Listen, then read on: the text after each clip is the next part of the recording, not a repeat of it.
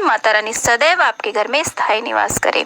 तो फ्रेंड्स, आज की इस वीडियो में मैं आपको दीपावली पूजन की बहुत ही सरल और विस्तृत पूजा विधि बताने वाली हूँ। वीडियो बहुत ही महत्वपूर्ण है, तो वीडियो को अंत तक जरूर देखना। दिवाली का जो त्योहार होता है वो हिंदू धर्म का सबसे बड़ा त्योहार माना जाता है और इस दिन शाम के समय प्रदोष काल में माता महालक्ष्मी का पूजन किया जाता है। हर साल कार्तिक अमावस्या को हम दिवाली मनाते हैं। तो यहाँ पर देखिए, शाम के समय आप स्नान आदि करके एकदम शुद्ध हो जाएं। काले या नीले वस्त्र को छोड़ करके कोई भी आप सुंदर से वस्त्र पहने परिवार सहित इस पूजन को करें। तो जहाँ पे आप पूजन करें वहाँ पे अच्छे से साफ सफाई कर लें और अच्छे से डेकोरेशन कर लें, रंगोली बना लें और चौकी के नीचे आप स्वास्थ्य आदि बना लें। चौकी के ऊपर आप लाल पीला वस्त्र बिछाएं। चौकी नहीं स्थापित करने की आपके पास जगह है तो पूजा स्थल को अच्छे से साफ करके भी आप अपना पूजन कर सकते हैं। देखिए, चौकी हमें ऐसे लगानी है कि पूजा करने वाले का मुख उत्तर दिशा की ओर रहे, क्योंकि उत्तर दिशा को माता महालक्ष्मी की दिशा माना जाता है। दिवाली का पूजन बहुत बड़ा होता है तो इसलिए इसमें हमें कलश की स्थापना जरूर करनी चाहिए। तो कलश की स्थापना में सबसे पहले अष्टदल कमल बनाना होता है, क्योंकि कमल मैया को बहुत ज्यादा प्रिय है। माता महालक्ष्मी कमल के ऊपर विराजमान रहती है। तो ऐसे आप चावल चाहे तो कलरफुल चावल भी ले सकते हैं, हल्दी आदि से रंग लें और या फिर हल्दी कुमकुम यहाँ पर डाल सकते हैं। चावल के अष्टदल कमल बनाना नहीं आता तो ढेरी लगा लें। सप्तधान की भी आप ढेरी लगा सकते हैं। फिर आप किसी भी धातु का कलश लें, कलश के ऊपर स्वास्तिक बना लें, कंठ में मौली बांध लें और उसके बाद उसमें चाहे तो मिट्टी का भी कलश ले सकते हैं। उसके अंदर देखिए थोड़ा सा गंगा जल से पूरा भर लें और जो भी कलश में हम चीजें डालते हैं वो सब डालें। यहाँ पर लौंग, इलायची, सिक्का, सुपारी, हल्दी की गांठ, लक्ष्मी मैया की प्रिय चीजें होती है कमलगट्टा, कौड़ी और गोमती चक्र भी डालें।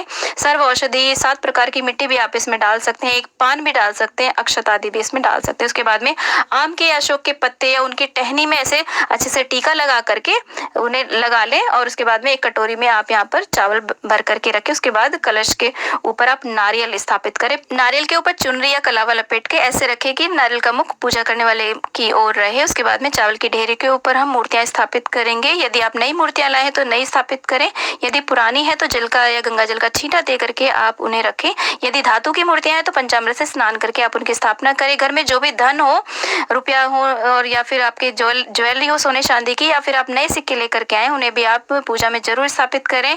और यहाँ पर देखिए, जो भी बर्तन आप खरीद के लाए हैं, चाहे वो पूजा से संबंधित हो या किचन के हो, उन्हें भी आप पूजा में जरूर रखें। धनतेरस पे जो भी चीजें आप खरीद के लाते हैं, झाड़ू आदि, उनको भी पूजा में साइड में रखें, उनका भी आप पूजन करें।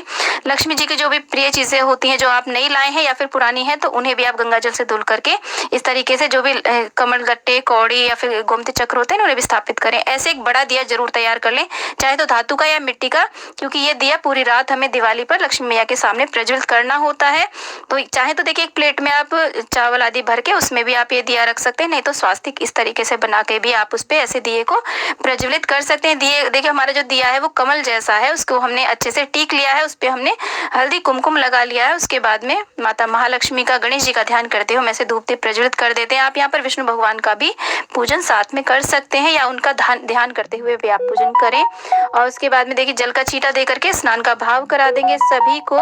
यदि आपकी मूर्तियां हैं धातु की तो आप पूरे विधि विधान से पंचामृत आदि से स्नान कराएं। अपने इष्ट देव को भी आप यहाँ पे विराजमान कर सकते हैं, जैसे कि लड्डू गोपाल जी को यहाँ पे विराजमान कर सकते हैं या फिर भगवान भोलेनाथ को, जो भी हो, हनुमान जी को, सभी को यहाँ पे चौकी के ऊपर आप विराजमान कर सकते हैं। और इसके बाद में देखिए, हम गणेश भगवान को, कुबेर भगवान को ऐसे जनेऊ अर्पित कर देंगे। सभी को हम टीका करेंगे, हल्दी कुमकुम से, चंदन आदि से टीका करेंगे। उसके बाद में हम सभी को अक्षत अर्पित कर देंगे। तो ऐसे हमें दिवाली का पूरे परिवार सहित सभी को हमें पूजन करना है। यहाँ पे सरस्वती मैया भी है, हो सके तो यहाँ पे देखिए कुबेर यंत्र, लक्ष्मी यंत्र, सभी यंत्रों का आप स्थापना करके उनका भी आप जरूर पूजन करें। अगर पोस्टर में दिए गए हैं, तस्वीर में दिए गए हैं तो उसमें भी आप उनका पूजन कर सकते हैं। आप चाहे तो यहाँ पर नवग्रह की भी स्थापना कर सकते हैं या फिर षोडश मातृकाओं को भी स्थापित करके उनका भी आप पूजन कर सकते हैं। इसके बाद में हम माता महालक्ष्मी और गणेश भगवान को सिंदूर अर्पित करेंगे। माता महालक्ष्मी को हल्दी कुमकुम अत्यधिक प्रिय होता है, तो किसी भी छोटे छोटे दिए में भर के आप हल्दी और कुमकुम रख दें माता के सामने, या फिर आप किसी भी बाउल में भर के भी रख सकते हैं, उसे रख दें, बाद में प्रयोग में आप उसे ले सकते हैं। इसके बाद माता को इत्र जरूर लगा दें। माता महालक्ष्मी का जो पूजन होता है ना, वो बहुत ही वैभवपूर्ण होना चाहिए ताकि हमारे जीवन में भी सुख समृद्धि वैभव अनुभव आए। तो इत्र जरूर लगा दें। गुलाब का इत्र अत्यधिक प्रिय होता है माता को। उसके बाद में गणेश भगवान को आप दूर्वा या फिर गुड़हल का पुष्प अर्पित करें। गुड़हल का नहीं है तो आप यहाँ पर गुलाब का पुष्प भी अर्पित कर सकते हैं। माता महालक्ष्मी को भी गुलाब अत्यधिक प्रिय होता है।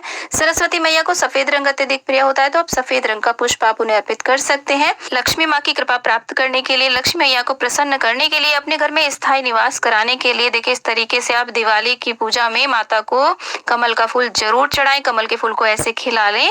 फूल वालों के पास बहुत ही इजीली दिवाली के समय मिल जाता है, तो माँ को कम से कम एक कमल का फूल तो आप जरूर अर्पित करें। ज्यादा कितने भी अर्पित कर सकते हैं।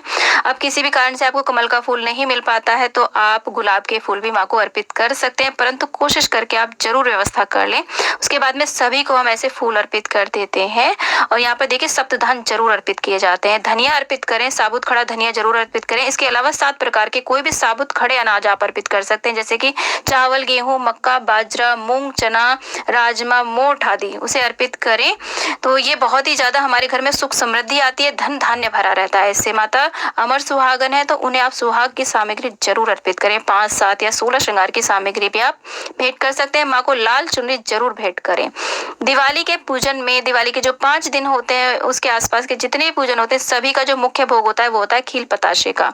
उसका भोग आप जरूर लगाएं। इसके अलावा मीठे खिलौने आते हैं खांड के, उनका भी आप भोग लगा सकते हैं। यहाँ पर देखिए अमावस का दिन होता है तो खीर का भोग जरूर अर्पित करें माँ को, चाहे मखाने की हो या फिर आप चावल की खीर भी माँ को अर्पित करें इलायची डाल करके। तरह तरह की मिठाइयों का भोग लगाएं, मेवों का भोग लगाएं और तरह तरह के फलों का भोग लगाएं। आप अनार का और सेब का यानी कि लाल फल का भोग जरूर लगाएं इस तरीके से। उसके बाद माता को मीठा पान जरूर अर्पित करें। मीठा पान नहीं है तो आप पान के ऊपर लौंग, इलायची इस तरीके से सुपारी रख करके, बताशा मिश्री रख के माँ को जरूर अर्पित करें, या फिर भोग भी आप पान के ऊपर रख के अर्पित कर सकते हैं। एक जल का कलश या लोटा भर के रखें, हाथ में कुछ अक्षत पुष्प ले करके ऐसे। यदि आप दिवाली की कथा सुनते हैं तो यहाँ पर बैठ करके कथा जरूर सुने। कथा का वीडियो आपको सेपरेट हमारे चैनल पे मिल जाएगा फ्रेंड्स। इसके बाद में हाथ में खील लेकर के माता रानी से प्रार्थना करके माता महालक्ष्मी के ऊपर खील की वर्षा की जाती है, ताकि हमारे घर में भी अन्न धन की इसी प्रकार से वर्षा होती रहे। उसके बाद में देखिए दिवाली दियों का त्योहार होता है। अमावस की रात होती है, अंधकार की रात होती है, तो इसमें ज्यादा से ज्यादा दिए जलाने का बहुत ही बड़ा पुण्य होता है। तो आप 21, 51, 11 जितने चाहे उतने दिए जला सकते हैं। दियों को तैयार करके उनका भी आप पूजन करें। कम से कम 5 दिए तो घी के हमें जरूर जलाने चाहिए, बाकी दिए आप सरसों के तेल के जला सकते हैं। यहाँ पर पूजन के बाद ही घर में बाकी जगह पे दिए जलाए जाते हैं। उसके बाद में कपूर से या दियों से आप आरती कर सकते हैं। देखिए कहीं कहीं पर किसी के यहाँ पर आरती नहीं की जाती माता महालक्ष्मी की, हमारे यहाँ पर तो की जाती है। तो आपके मन में शंका है तो आप आरती ना करें। उसके बाद में माता रानी से हम प्रार्थना करते हैं, क्षमा याचना करते हैं। माता से प्रार्थना करते हैं कि वो भगवान श्री हरि विष्णु, भगवान गणेश रिद्धि सिद्धि शुभ लाभ और माता सरस्वती के साथ में हमारे घर में सदैव विराजमान रहे। और किसी के यहाँ पर तो देखिए हाथ भी नहीं जोड़े जाते माता रानी के, परंतु हमारे यहाँ पर माता रानी से हाथ जोड़ करके प्रार्थना और क्षमा याचना जरूर की जाती है। तो ऐसे आप माता महालक्ष्मी का पूजन करें। यहाँ पर जो हमने दिया जलाया है, बड़ा दिया, इसको पूरी रात हमें इसका ध्यान रखना होता है। पूरी रात ये प्रज्वलित माता रानी के सामने रहना चाहिए, चाहे वो घी का हो या तेल का आपने जलाया हो। यहाँ पर कम से कम 5 दिए माता रानी के साइड में आप और जलाएं। और उसके अलावा आप घर के अंदर, बाहर, किचन आदि में जहाँ पे चाहे सावधानी पूर्वक आप सारे दिए जला सकते हैं। पूजन के बाद में जो भी हमने यहाँ पे मिठाई, भोग, प्रसाद चढ़ाया उसे आप परिवार में वितरित कर दे, बांट दे। और जो भी आप झाड़ू आदि लेकर के आए ना उसका भी साइड में पूजन जरूर कर लें दिवाली के दिन। और इसके बाद में बाहर प्रसाद बांटा जाता है, आस पड़ोस में प्रसाद बाद में बांटा जाता है। इस प्रकार से पहले पूजन किया जाता है। दिवाली की जो चौकी है वो अगले दिन हटाई जाती है। चौकी कैसे हटाई जाती है इसका वीडियो आपको अलग से मिल जाएगा। फ्रेंड दिवाली पूजन से संबंधित बहुत सारे वीडियोस हमारे चैनल पे हैं, आप उन वीडियोस को भी देख सकते हैं। सभी का लिंक आपको डिस्क्रिप्शन में मिल जाएगा। बहुत ही महत्वपूर्ण सारे वीडियोस हैं। तो फ्रेंड्स उम्मीद करती हूँ कि ये वीडियो भी आपके लिए बहुत